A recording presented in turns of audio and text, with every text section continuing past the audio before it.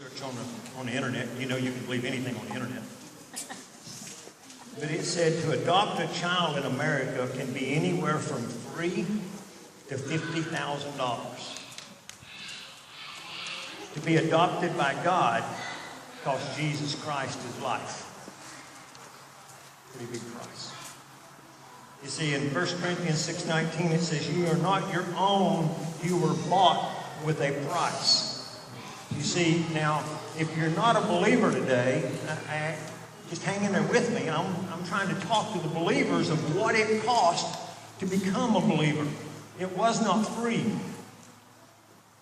We're bought with a price. In fact, in Galatians 1:19, let me read that. It says, "For God was so pleased to have all of his fullness dwell in him, and through him to reconcile himself in all things, whether on earth or things in heaven, by making peace through his blood shed on the cross." You see, to be adopted cost Christ his blood. That's what the cross is all about. There had to be a blood payment for our sins.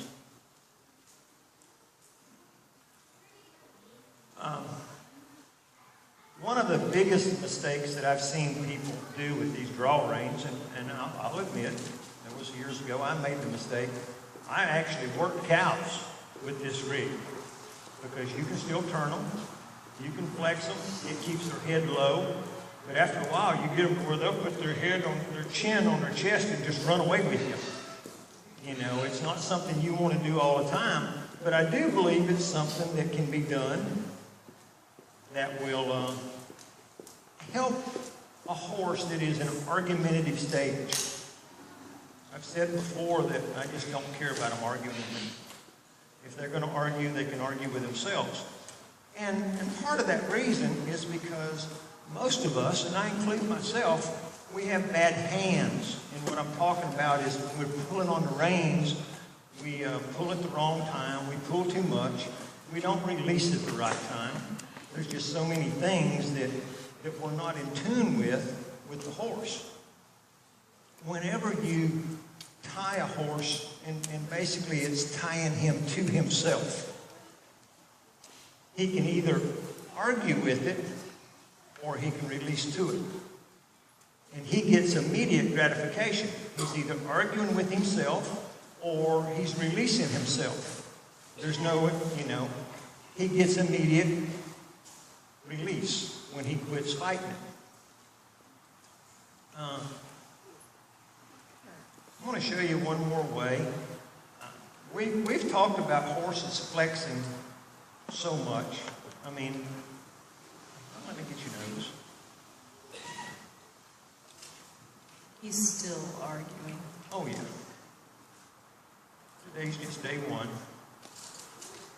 He'll be ready by my demonstration at Fort Pierce on Wednesday, though, when I have to ride him in front of a bunch of kids. Is Harley going with you? I don't think so. But I'm all about flexing a horse. But when I'm riding down the trail, you got to understand, I never rode for fun until I came over this way. Because I was always had a job to do. I was training a horse, hog hunting. I was doing something. I didn't ride for fun. That would be kind of like you going to your job, whatever your job is, on Sunday just because you love to do it so much. It's not going to happen that much. But here's one other way that I like. And once again, this takes quite a bit of time. I throw the rope over the saddle, and I run it between his legs, and I snap it on. And you wonder why I had the long rope. I've actually had ropes measured out for certain horses that I could actually do this without a saddle. The rope was pre-measured a correct length. I've seen trainers that would run the rope from the bridle rein back, like we had earlier, but run it through the stirrup. and the weight of the stirrup would bring the horse's head down. There's all kind of things you can do. But this is what I call bitting them under. I don't know all the legal terms for it. Same thing. You go under through the legs up in the saddle horn. And I really like, when you got bad hands, what this does for a horse. Once again, do this too tight, they'll flip over backwards. And we're just going to let him ease around a little bit with this. And the other thing that you'll notice that he did, he was careful to make sure that the length was even on both sides. If you'll notice, each time he takes a step, one leg is pulling down, the other leg's pulling down. So many times we get on our horses, especially with these snaffle bits, and we want to pull with both hands at the same time. This snaffle bit was never designed to do that. It's a one-handed bit. You work your hands separately. You can do a right, left, right, left. But when I'm walking down a trail, and how many of you're going down a trail and all at once you see something up there that your horse might be scared of, and normally what we do is we tense up and then the horse tenses up. Or we just think, well, I've got to flex him to get his mind back on me. And you can tell he's had this done. He says, if I step low enough, I can actually step over that and get out of it. I've done that before. Anytime you add speed, you're going to add more pressure to them. They want to get more high-headed.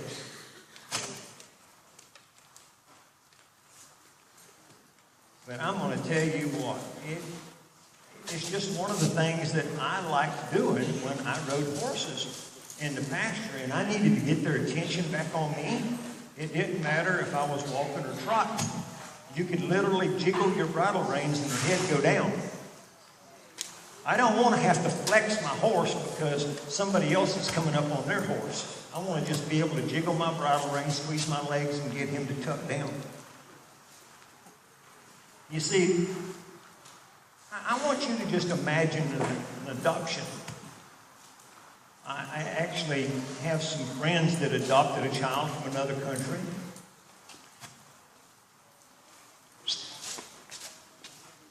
If you adopted a child from another country and their parents spoke a different language, are you going to teach that new child your language?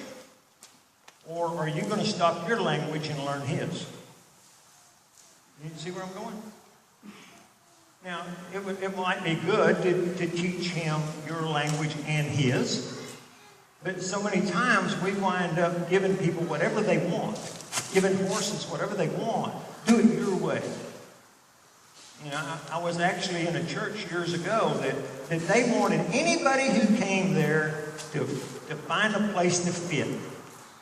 Well, about 15 years later, it caused a church split because the new people didn't have the same vision as the old people. They wanted everybody to do their own thing. Well, people, you know, I love you and I care about you, but I'm more concerned about what that Bible says than what you think. And it's the same way. We got too many people that want to be adopted by God, but they want God to change to fit their lifestyle. They want God to change to fit the sin that's in their life. And God is not changeable. We have to change in order to relate to God. You know, when it comes to adoption, we need to be careful that whether we're adopting a dog or a horse, that we're not just doing it for the wrong reasons. When we come to Christ, we got to make sure we're not coming to Christ just to get. Of course, that's when most people come, is when they've hit rock bottom. And that's when God's there to pick you up. But you got to understand that although God will reach down right where you're at and pick you up, He don't want to leave you there. Deb, do you have some stuff about... Deb's a dog person, so... when we adopt a horse or a dog, it should be for life. It's our responsibility to give the best that we can as it grows older, and the best that we can afford. It shouldn't just be about keeping them from being put down, and it shouldn't just be about just helping them to gain weight. It should be about providing a stable life for their mind as well as their body. This comes with proper exercise, discipline, and affection, and in that order. One of the biggest mistakes we all make is we think that we need to give the affection first. In the mind of an animal, that is considered weakness. And no animal wants to follow a weak leader. Affection first can cause a disrespectful attitude. And we've seen that over and over and over as we watch Skipper with the horses. Discipline first can also create a bad attitude because you constantly are hammering and yammering at them and they just feel beat down. If you exercise them first, it creates a mind that is ready and willing to learn. I'm a firm believer that for years I told people, if you have a horse, don't watch the horse trainers. Watch Caesar Malone, the dog whisperer, because he was all about leadership. And so many people that have problems with their horses, it's about a leadership problem. It's about go when I ask you to go, stop when I ask you to stop, come when I ask you to come. That's leadership. Now, I know some people think, well, you shouldn't just have total control over a horse or a dog. Like, okay, I don't want to ride a horse I don't have total control over. You know, and we've got to, if we're going to work with animals, you need to think like animals. What are they thinking? You know, this guy is looking outside. He wants nothing to do with me. You know, and I'm like, I know today is the first day since you've been off work for about 6 months. You know, he's being obedient as in he's lowered his head because he's given a release to his mouth. But his mind is not with me. His mind don't want nothing to do with this. He's being obedient, but he don't want to in his mind. And there's so many people that way that they're trying to be obedient to God, but it's not in their mind.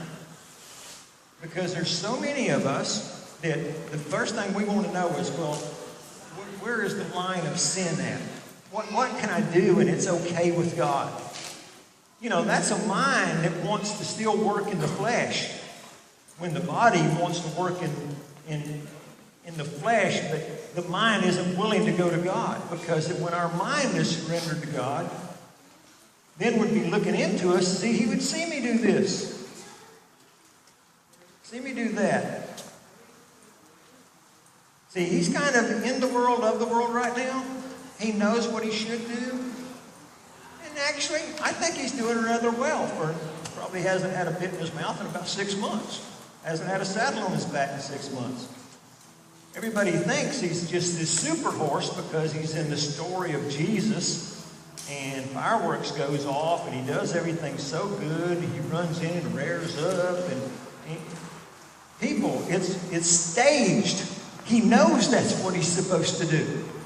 It don't mean he likes it. And just for those who are wondering, he rears up on command, not just because he wants to.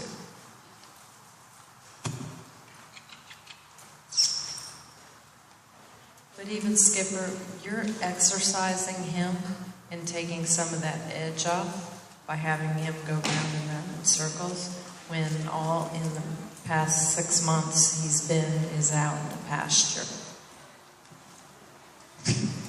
Yeah, you can look how fat he is and know he's not super self-motivated to stay in shape.